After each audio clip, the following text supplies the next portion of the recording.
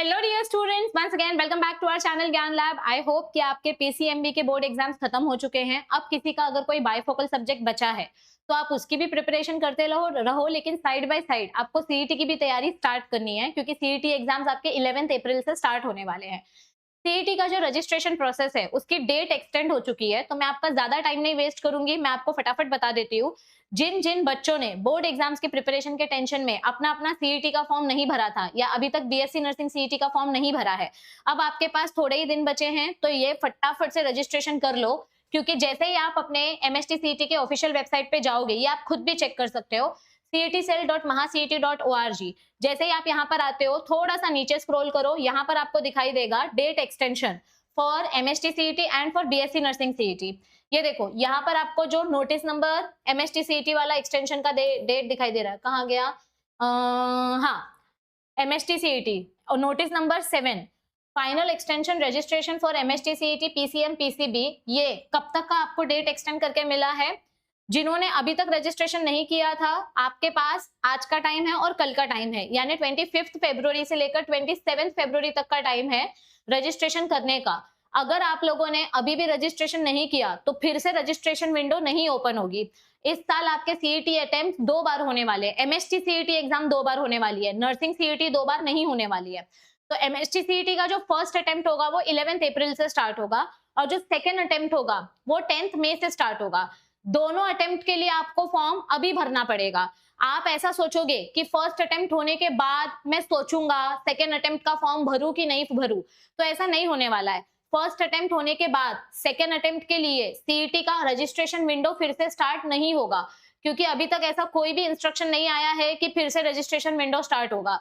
तो बहुत सारे बच्चों ने अभी ही पहली बार में ही दोनों अटेम्प्ट का फॉर्म ऑलरेडी भर दिया है, यानी कि दोनों अटेम्प्ट के पैसे आपको स्टार्टिंग में ही भरने हैं। जब आप फॉर्म भरोगे, आपको 2 अलग अलग एप्लीकेशन फॉर्म भरना है जिससे आप दोनों अटेम्प्ट दे पाओगे। और अगर कोई बच्चा ऐसा है जो पीसीएम भी देने वाला है, पीसीबी भी देने वाला है, तो आपको 4 अलग अलग फॉर्म के पैसे भरने पड़ेंगे। आप पीसीएम 2 बार दोगे, एक बार अप्रैल में, एक बार मई में, और पीसीबी आप 2 बार दोगे, एक बार अप्रैल में, एक बार मई में। तो अगर किसी बच्चे को 2 अटेम्प्ट देने हैं तो वो भी आपको अभी फॉर्म भरना पड़ेगा। किसी बच्चे को एक ही अटेम्प्ट देना है तो भी अभी फॉर्म भरना पड़ेगा। 27 फरवरी लास्ट डेट है। जिन कैंडिडेट्स ने अभी तक अपार आईडी क्रिएट नहीं किया है, उनको डिजी लॉकर से अपना अपार आईडी क्रिएट करना है, और एप्लीकेशन का जो भी रजिस्ट्रेशन शेड्यूल है, आगे का जो भी एग्जाम का रजिस्ट्रेशन शेड्यूल होगा, वो भी इसी वेबसाइट पे आएगा।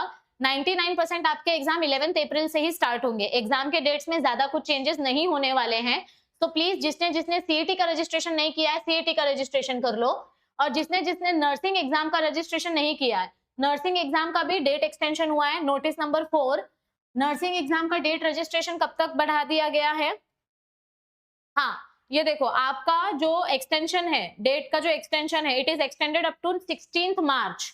नर्सिंग, बीएससी नर्सिंग सीईटी जो बच्चे एग्जाम देते हैं, उनका फॉर्म भरने का डेट 16 मार्च तक का एक्सटेंड दिया गया है। तो ये थोड़ा टाइम है, इसको आराम से भरोगे तो भी चलेगा।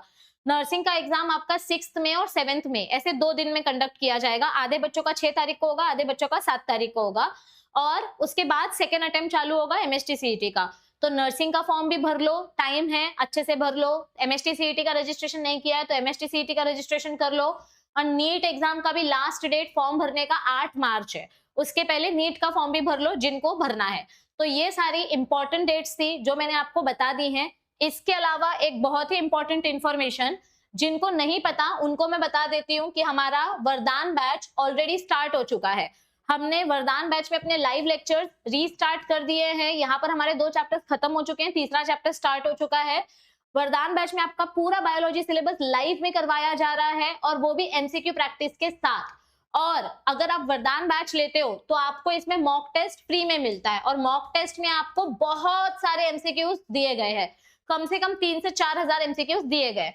किसी को बहुत ज्यादा फाइनेंशियल प्रॉब्लम है, कोई बात नहीं, यूट्यूब पे भी बहुत सारा फ्री कंटेंट आने वाला है, लेकिन मैं फिर भी बोलूंगी कि ऐप आप डाउनलोड करो। आपको पैसा नहीं खर्चा करना है। अगर आपके पास पैसे नहीं है वरदान बैच खरीदने के या मॉक टेस्ट खरीदने के, तो आप ऐप इंस्टॉल करो, क्योंकि ऐप पे हमने आपको 2 मॉक टेस्ट फ्री में दिया है। आप ये 2 मॉक टेस्ट आराम से अटेम्प्ट कर सकते हो, आपको पता चलेगा कि कैसे टेस्ट देते हैं। और अच्छे से प्रैक्टिस करने के लिए हमने आपको 1000 एमसीक्यूज फ्री में दिए हैं, तो आप ये 1000 एमसीक्यूज भी प्रैक्टिस कर सकते हो।